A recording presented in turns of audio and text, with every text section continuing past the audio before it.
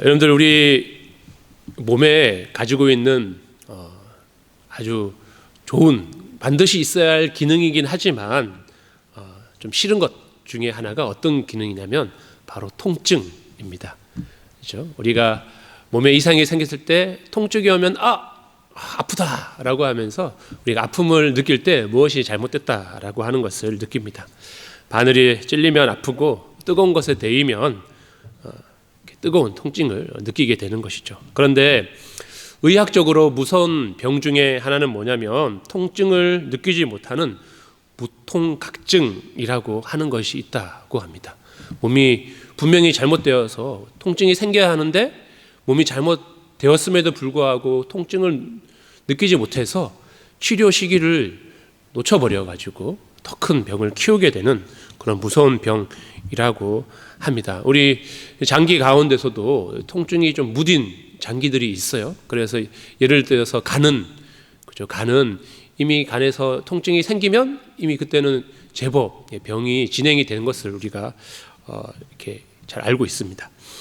몸이 망가지고 있는데 아픔을 느끼지 못하니 치료할 시기를 놓쳐서 결국 생명이 위험에 빠지게 됩니다. 즉 통증은 내 몸에 문제가 생겼으니 빨리 치료하라고 보내는 몸의 경고이자 병원에 빨리 가서 치료를 받게끔 하는 심각성을 일깨워주는 어쩌면 축복이기도 합니다. 육신의 몸만 그런 것이 아니라 우리의 영혼도 마찬가지입니다. 영적인 무감각, 영적인 나병이 찾아오면 죄를 지어도 죄책감이 들지 않고 아프지 않고 말씀에도 멀어져도 위기감을 느끼지 못합니다. 오늘 본문 말씀에 보면 베드로의 설교를 들은 사람들의 반응이 어떻게 했죠? 37절에 보면 이렇게 시작하고 있습니다. 그들이 이 말을 듣고 마음에 찔려. 그동안 그들은 예수님의 말씀을 직접 듣기도 하고 예수님을 보기도 했지만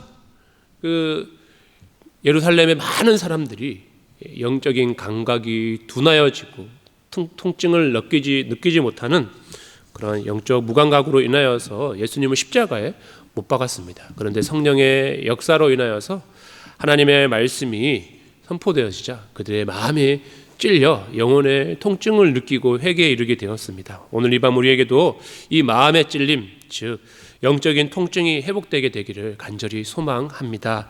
하나님의 말씀이 우리의 심령을 찔러 쪼갤 때 비로소 진정한 회개와 회복의 역사가 나타나기를 주님의 이름으로 축복합니다. 첫 번째 나눌 말씀은 말씀이 임할 때 우리의 마음이 찔립니다. 본문의 사람들은 누구이죠? 불과 얼마 전까지 예수님을 십자가에 못 박으라고 소리쳤던 무리들이었습니다.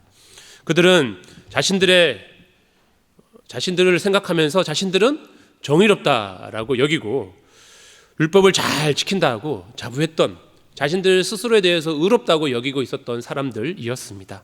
영적으로 완전 마비가 되어 있던 영적 병자, 환자들이었습니다. 그런데 베드로가 성령 충만하여서 복음을 선포했습니다. 우리 사도행전 2장 36절 우리 본문 바로 직전에 우리 지난주에 말씀을 한번 읽어보겠습니다. 너희가 십자가에 못 박은 이 예수를 하나님이 주와 그리스도가 되게 하셨느니라. 아멘. 베드로가 많은 예루살렘의 무리 앞에서 하나님의 말씀을 복음을 선포했습니다. 그 선포의 핵심 메시지는 너희가 십자가에 못 박은 이 예수가 하나님께서 주와 그리스도가 되게 하셨다라고 하면서 예수님께서 어떤 분이신지에 대해서 다시 한번 명확하게 그들 가운데 선포했습니다. 이 복음의 메시지가 선포되고 그 말씀을 무리들이 듣게 되자 그들의 마음이 찔렸습니다. 우리 함께 읽었던 37절 본문 말씀을 다시 한번 읽겠습니다. 그들이 이 말을 듣고 마음에 찔려 베드로와 다른 사도들에게 물어 이르되 형제들아 우리가 어찌할꼬 하거늘. 아멘. 베드로를 통해서 선포되는 하나님의 말씀을 그들이 들었을 때 그들의 마음이 찔렸어요. 그들의 마음에 영적인 통증이 온 것이에요. 우리가 이대로 살다가는 안 된다. 우리가 잘못하였구나라고 하는 깨달음이 왔다라고 하는 것이죠. 여기서 찔려라고 하는 이 단어의 원어적인 의미는 날카로운 창으로 사정없이 깊숙이 찌르다라고 하는 뜻입니다. 스치고 지나가는 상처가 아닙니다. 심장을 관통하는 극심한 아픔이 말씀을 들을 때에 그들에게 그 영적인 큰 고통이 왔다라고 하는 것입니다. 이 마음의 찔림이 어떻게 생겨나게 되는 것이죠? 말씀이 선포되어질 때 이 찔림이 어떻게 나타나죠? 이 찔림은 인간의 소리가 아니라 단순히 베드로가 말하는 소리가 아니라 하나님의 말씀이 그 입술을 통해 선포되어질 때 그 말씀의 능력이 그들의 심령 가운데 찔림을 주게 된 것입니다. 곧 이 찔림은 하나님 말씀의 능력입니다. 히브리서 4장 12절 말씀은 이렇게 선포합니다. 우리 히브리서 4장 12절 말씀을 읽겠습니다. 하나님의 말씀은 살아있고 활력이 있어 좌우의 날선 어떤 검보다도 예리하여 혼과 영과 및 관절과 골수를 찔러 쪼개기까지 하며 또 마음의 생각과 뜻을 판단하나니. 아멘. 하나님의 말씀은 살아있고 능력이 있어서 그 말씀이 우리 가운데 선포되어지고 우리가 그 말씀을 들을 때에 그 말씀이 살아서 우리 속에 역사함으로 혼과 영과 관절과 골수를 찔러서 무엇이 잘못되었는지, 우리의 존재 자체가 어떤 것인지 우리 스스로를 바로 진단하고 바라보게 하고 말씀을 통하여서 우리가 수술대에 놓이게 된다라고 하는 것입니다. 두 번째로 이 찔림은 성령님이 하시는 일입니다. 말씀이 능력이 나타나서 우리에게 찔림을 주고 또한 성령님께서 그 말씀을 통해 역사하셔서 우리에게 찔림이 오는 것이죠. 성령님은 우리를 위로해 주시는 분이세요. 상담가이기도 하시고 주일 설교를 통해 우리가 많이 들었죠. 하나님께서 우리에게 위로도 주시고 힘도 주시고 하시지만 동시에 우리의 마음 가운데 찔림을 주시는 분이시라라고 하는 것이죠. 그래서 요한복음 16장 8절에 이렇게 기록이 되어 있습니다. 우리 16장 8절도 함께 읽겠습니다. 그가 와서 죄에 대하여 의에 대하여 심판에 대하여 세상을 책망하시리라. 아멘. 성령님께서 우리 가운데 오시면 죄에 대하여서, 의로움에 대하여서, 심판에 대하여서 세상과 우리를 책망하면서 무엇이 잘못되는 것인지 꾸짖으시고 깨달아 알게 하시고 혼을 내셔서 우리로 하여금 정신을 차리게 해주신다라고 하는 뜻입니다. 성령님은 이처럼 우리를 정신이 바짝 들게 함을 통하여서 우리가 죄의 길에서 돌이켜서 의의 길로, 생명의 길로 이끌도록 우리를 인도하여 주십니다. 성도 여러분, 최근에 하나님의 말씀을 듣다가 혹은 기도하다가 혹은 말씀을 우리가 묵상하고 읽다가 마음 깊은 찔림을 받아 보신 적이 있으십니까? 우리가 이제 희한하죠. 우리는 하나님께 선포되는 그 말씀을 들으면 나의 말씀으로 삼아야 되는데 가끔 우리는 그 말씀을 나에게 비춰보기보다는 우리 주변에 있는 사람들에게 자꾸 대입하는 좀 잘못된 습관이 있는 것 같아요. 저 말씀은 오늘 김비사가 들어야 될 말씀인데 저건 이 권사가 들으면 참 권사가 변화될 수 있을 텐데 라고 하면서 말씀을 들으면서 자꾸 다른 사람을 생각할 때가 있어요.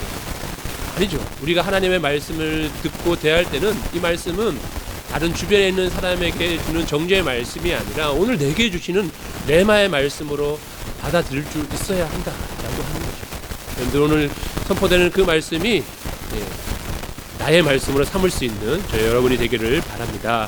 그래서 저 말씀은 바로 나를 향한 하나님의 내가 온전치 살아가지 못하니까 불호령을 내리시는구나. 내가 바로 예수님을 다시 저 십자가에 못 박은 죄인이구나 라고 하는 철저한 깨달음이 있어야 할 것입니다. 마음이 찔리는 것은 부끄러운 일이 아닙니다. 그것은 하나님께서 아직 나를 포기하지 않으셨다라고 하는 것, 나를 사랑하셔서 더 이상 죄의 길로 가지 않도록 우리를 그 죄의 길에서 잡아 끌어주는 것입니다.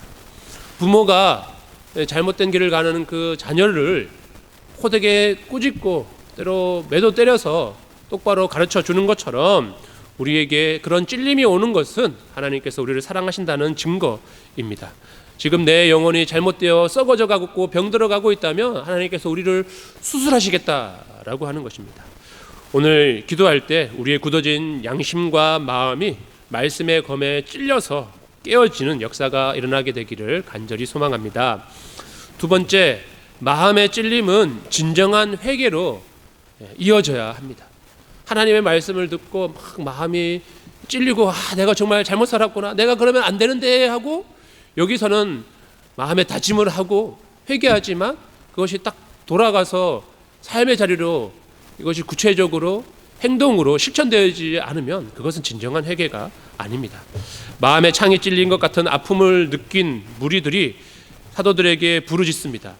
우리 아까 방금 읽었던 37절 말씀처럼 형제들아 우리가 어찌할꼬 라고 하면서 가슴을 치면서 하나님의 말씀을 들려 마음에 찔려서 형제들아 우리가 어찌할꼬 라고 하면서 그들의 심령 가운데 회개의 영이 부어지게 되었습니다. 이 고백은 절망과 탄식, 그동안 우리가 큰 죄를 지었구나 라고 하는 깨닫는 탄식의 소리이면서 동시에 구원을 향한 갈망입니다. 내가 더 이상 이렇게 살지 않고 하나님 우리를 구원하여 주십시오 라고 하는 그런 구원을 향한 하나님께 간절히 하나님을 찾고 갈망하는 것입니다. 우리가 죄인인 것을 이제 깨달았습니다. 이제 우리는 어떻게 해야 합니까? 우리를 좀 살려주십시오 라는 영혼의 비명이었습니다. 이 다급한 질문에 사도 베드로는 주저하지 않고 그들의 영적인 병에 대하여서 처방을 내려줍니다. 우리 본문 38절 말씀을 함께 읽겠습니다.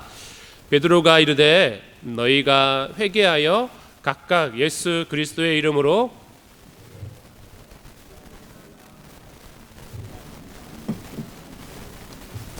아멘. 베드로가 어떻게 영적 처방을 내려주죠? 회개하고 너희가 그 마음의 찔림과 받아서 회개하고 또 예수님의 이름으로 세례를 받고 죄사함을 받으라. 죄사함을 받고 그러면 성령의 선물을 주시겠다라고 처방을 내려 주었습니다. 너희가 영적으로 어두워져서 예수님을 십자가에 못 박은 큰 죄를 저질렀지만 너희가 그 찔리는 마음을 가지고 하나님 앞에 나아가 진정한 회개, 뉘우침을 하고 그리고 예수 그리스도 이름으로 세례를 받고 죄사함을 얻으면 성령의 선물을 받게 될 것이다 라는 것입니다. 여러분, 그래서 회개는 이 회개하여라고 하는 회개는 방향의 전환을 의미합니다. 그동안 내가 살아왔던 삶의 그 길, 그 방향을 180도 완전히 바꾸어서 사망의 길에서 생명의 길, 죄의 길에서 의의 길로, 악에서 선한 길로 나아가는 것입니다. 회개는 단순히 눈물을 흘리는 후회나 감정의 낭비가 아닙니다. 생각의 변화여 삶의 방향을 완전히 돌이키는 것입니다. 세상과 자아를 향해 걷던 내 인간적인 욕망을 향해 걷던 그 길을 멈추고 그 발걸음을 돌려서 하나님께로 걸어오는 것, 그것이 바로 진정한 회개입니다. 예수님과 교회를 비방하던 자가 예배를 출성하며 신앙생활을 시작하는 삶의 대전환, 그것이 진정한 회개입니다. 술과 담배, 도박, 음란, 중독 등 하나님께서 기뻐하지 않으시는 죄들을, 죄의 습관을 가지고 거침없이 살아왔던 그 사람이 말씀에 찔려서 돌이켜 이제 이렇게 막 살아왔던 삶의 그 자리에 말씀 묵상과 기도 훈련, 봉사와 전도, 성경 필사와 같은 거룩한 경건의 훈련, 습관들로 채워나가는 영적인 세대 교체가 일어나는 것, 그것이 바로 진정한 회개라고 하는 것입니다. 그냥 단순히 마음만 바꾸는 것이 아니라 하나님 앞에 우리의 마음을 돌려서 우리의 삶을 고쳐나가는 것, 그것이 바로 진정한 회개라고 하는 것입니다. 그리고 두 번째로 제사함과 성령의 선물을 너희가 이렇게 회개하여 예수 그리스도 이름으로 세례를 받고 제사함을 얻게 되면 성령의 선물을 받게 될 것이다 라고 합니다. 우리가 돌이켜 예수 그리스도의 십자가 공로를 의지할 때 하나님께서는 우리의 모든 죄를 깨끗하게 씻어 주십니다. 우리가 아무리 큰 죄를 지었다 할지라도, 오랫동안 죄 가운데 살았다 할지라도 예수 그리스도의 십자가 그 보혈은 모든 죄를 능히 깨끗게 하실 수 있는 능력이 있으십니다. 우리가 주의 예수 그리스도의 이름을 믿고 회개하며 나아갈 때 주님께서는 돌아오는 모든 죄인들을 주님의 자녀로 삼아주시는 죄 용서를 우리 가운데 이루어 주십니다. 그리고 거기서 끝나는 것이 아니라 우리 안에 영원히 거하실 성령님을 선물로 주십니다. 이것이 바로 복음의 신비입니다. 우리가 죄로 인하여서 완전히 하나님과 단절되어서 하나님을 찾으려 해도 찾을 수 없었던 거룩과는 완전히 멀리 떨어져 있었던 우리가 죄사함을 얻음과 동시에 하나님 되신 성령님께서 우리와 함께 하시고 우리 안에 거하심을 통하여서 하나님과 함께 살아가는 주님의 자녀가 되는 거룩한 신분의 변화가 역전이 일어나게 되는 것입니다.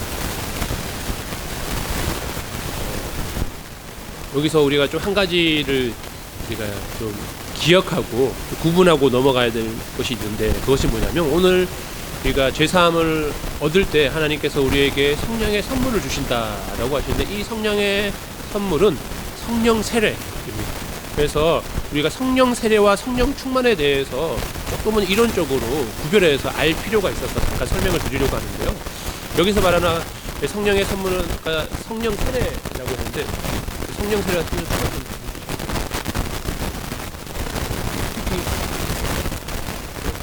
성령 세례와 성령 충만이 같은 것 같으면서도 따져보면 달라요. 이거 조금 설명을 드릴게요. 성령 세례는 이미 구원 얻은 믿음과 함께 우리 안에 찾아오셔서 영원히 떠나지 않고 거하시는 성령의 역사를 받아요. 그러니까 우리가 예수님을 믿기로 결단할 때, 우리가 예수님을 영접하고 예수님을 받아들일 때에 그때 성령님께서 우리 가운데 동시에 오십니다. 이것이 성령 세례라고 합니다. 우리가 예수님을 믿게 되는 것도 우리의 의지로 예수님을 믿게 되는 것 같지만, 사실 하나님께서 우리에게 믿음을 선물로 주셨기 때문에, 성령께서 우리 가운데 오셔서 역사하셨기 때문에 우리가 예수님을 구주로 영접하게 되는 거죠. 그러니 우리가 중생하는 것, 죄사함을 받는 그 순간에 성령의 역사가 우리 가운데 동일하게 일어나게 되는데, 그래서 그때 성령님께서 우리 가운데 찾아오셔서 이제 우리 가운데 내주하시고 하나님 나라 갈 때까지 우리와 늘 동행하시게 되는데, 이 성령님께서 우리 가운데 오시는 그 사건이 바로 성령 세례입니다. 이 성령 세례는 죄사함을 받을 때 단 한 번에 이례적으로 일어나는 사건, 우리가 물 세례를 구원의 증표로 평생에 단 한 번만 받는 것처럼 성령 세례 역시 우리의 일생에서 단 한 번만 일어나는 영적인 신비예요. 그러니까 성령 세례는 뭐 두 번, 세 번 계속 성령 세례를 받는 것이 아니라 예수님을 믿는 그 순간에 우리에게 일어나는 단 한 번의 영적인 역사. 이것은 마치 육신의 출생과 같습니다. 아이가 태어나는 순간 부모의 피를 이어받아 법적, 신분적 자녀가 되는 것처럼, 우리가 죄사함을 받는 그 순간 성령님은 우리 마음의 도장을 확 찍으시면서 하나님의 자녀라고 하는 신분을 주십니다. 이것이 성령 세례입니다. 이 성령 세례는 우리의 행위나 노력으로 쟁취하는 것이 아니라 십자가를 믿을 때 거저주시는 하나님의 값없는 선물. 그래서 오늘 본문 말씀도 세례를 받고 죄사함을 받으라 그리하면 성령의 선물을 받으리니 라고 해서, 성령 세례는 선물로 우리에게 주시는 것이에요. 그런데 우리가 단 한 번만의 성령 세례로 그치지 않고 성령으로 충만하게 해달라고 간구하고 성령님을 구하잖아요. 우리가 이 구하는 성령님은 성령 세례의 역사를 말하는 것이 아니라 성령의 충만함을 이야기하는 것입니다. 그래서 우리가 구하는 명령이, 성령은 하나님의 자녀답게, 이제 우리가 하나님의 자녀가 되는 신분의 변화가 나타났으니 이제 하나님의 자녀답게 살아갈 수 있도록 부어주시는 권능과 다스림이 바로 성령 충만을 의미하는 것입니다. 어렵나요? 조금 구별이 되시나요? 아무리 구원받은 성도라고 할지라도 깨어 기도하지 않으면 육신의 소욕에 넘어갈 수밖에 없어요. 우리의 인간의 노력과 힘으로는 우리는 죄를 지을 수밖에 없는 존재입니다. 그런데 우리가 성령님의 인도하심을 받고 그분께 물어서 그분이 내어주시는 삶을 살아가게 될 때에 우리가 능히 죄와 싸워 승리하게 되는 것이죠. 그래서 우리는 날마다 무릎을 꿇고 성령의 다스림을 구해야 하는데, 이 다스림 가운데 온전히 거하는 것, 그것이 바로 성령 충만함이라고 하는 것입니다. 사도행전의 제자들 역시 이미 구원받았지만 기도를 통해서 거듭해서 성령 충만을 받았습니다. 그러니 우리가 날마다 함께 모여서 간구하고 구하고 기도해야 하는 것은 성령의 세례가 아니라 성령의 충만함입니다. 성령 세례가 자녀로 태어나는 출생이라면, 성령 충만은 양식을 먹는 것이고 성장하는 것입니다. 또한 숨을 쉬는 것과 같습니다. 태어날 때 첫 호흡을 한 아기가 매 순간 숨을 들이쉬고 내쉬어야 하는 것처럼, 우리도 날마다 기도를 통하여서 성령을 구해야 영적으로 건강하게 살아갈 수 있는 것입니다. 오늘 이 밤 우리가 이제 구원받는 이 성령 세례에만 머물러 있는 것이 아니라 더 나아가서 성령의 충만함으로 나아가 성령의 인도함을 받아 늘 승리할 수 있는 저와 여러분이 될 수 있게 되기를 간절히 축복합니다. 진정한 회개는 단순히 눈물 흘리는 후회를 넘어서 삶의 방향을 하나님께로 완전히 바꾸는 것입니다. 예수님을 믿고 구원받아 내 안에 성령 세례의 은혜가 임했다면 이제는 한 걸음 더 나아가 내 삶을 온전히 지배하시는 성령의 충만함으로 달려 나가야 합니다. 영적 출성에 머물지 말고 날마다 성령의 권능을 구함으로 이 패역한 세대를 넉넉히 이겨내는 거룩한 승리자가 될 수 있게 되기를 주님의 이름으로 축복합니다. 마지막 이 약속, 오늘 사도 베드로를 통하여서 선포된 이 약속은 우리와 우리 자녀들에게 주신 것입니다. 베드로는 이 놀라운 은혜의 복음이 그 자리에 모인 사람들만을 위한 것이 아니라 그 말씀을 듣고 있는 사람들뿐만 아니라 그 자녀들, 더 나아가서 멀리 먼 곳에 있는 온 이방 열방을 향하여 그리고 미래에 있을 우리 세대까지도 해당되는 말씀입니다. 39절 말씀을 다시 한번 읽겠습니다. 이 약속은 너희와 너희 자녀와 모든 먼데 사람 곧 주 우리 하나님이 얼마든지 부르시는 자들에게 하신 것이라 하고. 아멘. 하나님의 구원과 성령의 약속은 시공간을 초월하시는 약속입니다. 아까 말씀드렸다시피 너희와는 넘겨주세요. 너희와는 이 약속은 너희와는 당대 베드로의 그 설교 말씀을 듣는 그것에 모인 사람들이 당대 사람들 너희와고요. 너희 자녀와는 그 다음 세대 자녀들에 대한 이야기고 모든 먼데 있는 사람들은 이방인과 오늘날 우리에게까지 주시는 말씀이다라고 하는 것이. 이 복음은 오직 예수 그리스도를 통하여만 우리에게 주어지게 되는 것이지만 그것은 어떤 한 민족이나 한 시간 아니라 어떤 한정된 사람들에게 머물러는 것이 아니라 모든 온 인류에게 동일하게 해당되는 구원의 복음이다라고 하는 것입니다. 예수님께서 부르시는 자들에게는 예외 없이 성령의 약속이 유효합니다. 2000년 전 마가의 다락방에 임했던 그 성령님은 오늘 2026년 이 밤 이 자리에 모여 함께 기도하는 우리에게도 동일하게 임하는 유효한 하나님의 말씀입니다. 우리가 진정으로 회개하여 예수님의 이름으로 세례를 받고 죄 사함을 얻을 때 우리에게도 성령의 선물을 부어주시고 우리가 성령의 충만함으로 나아갈 때에 하나님께서 넘치도록 부어주시겠다라고 하는 것입니다. 우리 40절 말씀을 함께 읽겠습니다. 또 여러 말로 확증하며 권하여 이르되 너희가 이 패역한 세대에서 구원을 받으리라 하니. 아멘. 이 패역한 세대, 여러분들 당시에도 유대 사회에도 하나님을 온전히 알지 못하고 예수님을 거부하고 로마의 문화에 의해서 타락한 많은 시대적인 패역의 모습들이 있었습니다. 그런데 오늘날 우리가 살아가는 이 시대 역시 패역한 모습들이 얼마나 많이 있는지 모릅니다. 영적으로도 얼마나 혼탁하고 분별력이 없는지 모릅니다. 소위 우리가 알다시피 많은 그런 세상에 제약된 모습들을 보게 되죠. 이단 사이비도 한 현상 가운데 하나일 것이고, 그 LGBT 동성애 이런 것들도 반성경적인 패역한 세대의 한 모습일 것입니다. 오늘 뉴스에서도 제가 보고 깜짝 놀랐어요. 성적으로 너무나도 타락한 사람들이 그것들을 막 촬영하고 공유하고 이런 것들을 적발돼 가지고 이제 경찰이 그것을 단속하는 것을 기사가 나갔는데 그 댓글에 뭐라고 되는지 알아요? 근데 그거 보고 더 깜짝 놀랐어요. 이 시대 사람들이 정말 도덕적으로 너무나 타락해가지고 어떤 생각을 살아가는지 그냥 일반 사람들 댓글에다가 아이고 저런 음란한 사람들하고 욕할 줄 알았어요. 그렇게 타락하고 그것을 공유하고 이런 것에 대해서 잘못됐다라고 비난할 줄 알았는데, 아니 서로 합의하에 그렇게 한 것을 왜 경찰이 간섭하느냐라고 댓글을 써는 거예요. 제가 충격을 받았어요. 사람들의 생각이, 세상에 많은 사람들이 그저 사랑이라고 하는 뭔가 좋아 보이지만 이 사랑이 마치 육체적인 어떤 모든 것들을 허용하는 것처럼 패역한 세대가 되었다라고 하는 것입니다. 이런 사회 속에서 이런 사고방식을 가진 많은 사람들의 문화 속에서 우리가 믿음으로 바르게 살아가는 것은 너무나도 힘들고 어려운 일이라고 하는 것입니다. 하지만 우리가 성령님께서 우리와 함께 하시고 능력을 주시고 우리를 인도하여 주시면 이 패역한 세상 속에서도 우리가 능히 믿음으로 승리할 수 있고 구원받을 수 있습니다. 우리 사랑하는 자녀들도 마찬가지예요.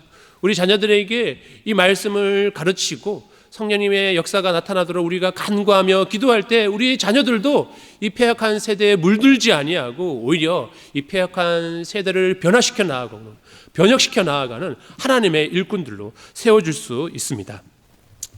이 패역한 세대에 나와 내 자녀가 살아남을 수 있는 유일한 방법은 오직 말씀을 듣고 마음이 찔려 회개하고 성령의 충만함을 받는 그것입니다. 그 결과 어떤 역사가 일어납니까? 우리 41절 말씀도 함께 읽겠습니다. 그 말을 받은 사람들은 세례를 받음에 이 날에 신도의 수가 3,000이나 더하더라. 아멘. 말씀 앞에 마음을 열고 그 말을 받은 사람들은 변화되었습니다. 그리고 하루에 3,000명이 주님께 돌아와 교회가 세워지고 부흥의 역사가 시작되게 되었습니다. 많은 무리들이 가슴을 치며 회개하고 성령의 역사 가운데 세례를 받고 예루살렘 교회의 성도가 되고 교회가 시작되게 되는 놀라운 역사가 일어나게 되었습니다. 심령이 찔려 회개한 그 한 사람 한 사람이 모여 초대 교회라고 하는 그런 우리 교회의 기독교의 역사가 시작되게 되었습니다. 이제 말씀을 마치고자 합니다. 사랑하는 성도 여러분, 오늘 우리는 어떤 마음으로 이 자리에 기도하는 자리에 모였습니까? 혹시 세상의 염려와 근심 때문에 마음이 단단한 돌짝밭처럼 굳어져 버리지는 않았습니까? 죄를 짓고도 기도의 자리를 멀리하고도 아무런 아픔을 느끼지 못하는 영적 무통각증에 걸려있지는 않습니까? 오늘 이 밤 성령의 검인 하나님의 말씀이 우리의 심령을 깊숙이 찌르기를 원합니다. 우리의 교만을 찌르고 우리의 음란을 찌르고 우리의 게으름과 불신앙을 찔러 쪼개기를 간절히 소망합니다. 그리하여 우리의 입술이 주여 제가 어떻게 합니까? 어찌할꼬 이 죄인을 용서하여 주옵소서, 성령으로 나를 채워주십시오 라는 통회와 자복의 기도가 터져나오는 이 밤이 되기를 주님의 이름으로 축복합니다.